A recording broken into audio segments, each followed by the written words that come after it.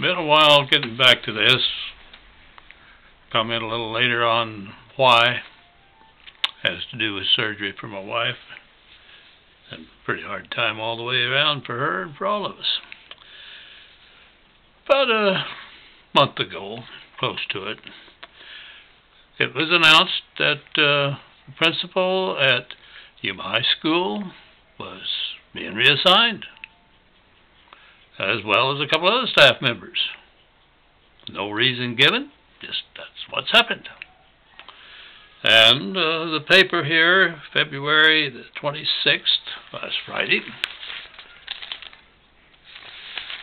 has an article down here. Palick retires from Yuma High. Mr. Steve Palick was the principal. You know, I was subbing all the high schools. I've commented before that people would say to me, oh, it must be tough to sub Yuma High or out there at that San Luis High School. After all, you know, they have the heaviest concentration of Mexican-American students. Well, truth of the matter is, as I've reported before, two of the better high schools to sub in. And certainly that continued to be true this year. Some of you that follow these will remember how thrilled I was to be at Yuma High when they held the big pep rally before they went over to play, got mixed up, before Cibola came to play them at their school. And another pep rally had to do with getting ready to play Kofa. Lots of school spirit, at least at the level of the school. I don't see the kids getting that excited. But anyway, here's a man that's been doing a good job as far as this old pro could tell. And he's suddenly removed. And it goes down in the article here to indicate that there were three of the staff that were suddenly removed from Yuma High School, including the principal. And the principal is announcing through this newspaper article that he has chosen just to retire. No, he's not going to be accepting an assignment to go back as a classroom teacher. Well, you can kind of understand where he's coming from when you read when I read to you the last paragraph of this article that runs from the middle of the page right down to the end. Quote, you know, the writer of the article is quoting Mr. Palick. I don't think I did anything wrong. I don't know why I was moved, why I was demoted. If I did do something wrong, then they haven't told me that yet. I don't know what's going on, but I can tell you for sure that if you knew, there'd be quite a story behind the storyline, that it's just a fact accomplished, that he was the principal, he's not the principal anymore, and that now the bottom ending line, no, I'm not going back to the classroom, I'll just accept retirement and spend more time with my family. Got a couple of girls, I think, that are getting ready to graduate from school. Well, I was shocked. You know, when you're subbing and you know that, hey, this is one of the better run schools, has been, you know, I've been subbing off and on since 1993 when I retired. And the Yuma High's always been a well-run school. So I was shocked. What in the world would they be removing a principal, an AD, athletic director, and another staff member? Why? I still wonder why.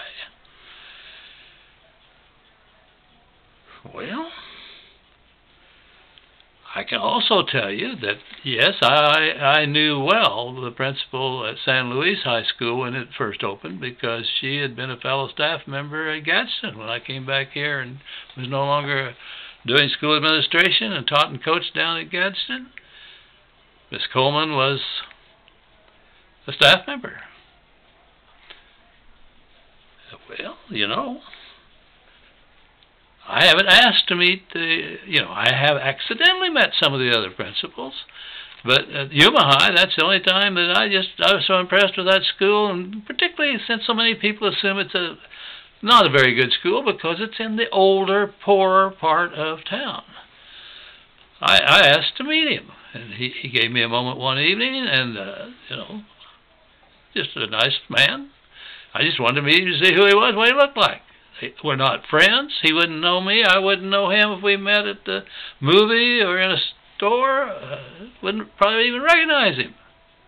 So everything I'm saying here is based on personal opinion, based on being in education since 49-50, and being a principal and being a superintendent and a college prof that visited student teachers in a lot of schools. I've seen a few school operations, and that Yuma High School has been, was, and still is a well-run high school.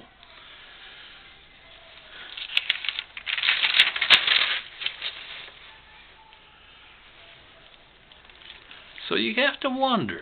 I wonder. I'm sure the public wonders what the devil went on. And I can guarantee you one thing. The staff doesn't know. Subbing over there since the big shift, I could tell from comments that teachers were making to each other in the lunchroom and in the hallways that they don't know what's going on, that they don't particularly appreciate the fact that big change and nobody knows what's going on. At least some of the students are not happy about the fact that their principal has been removed.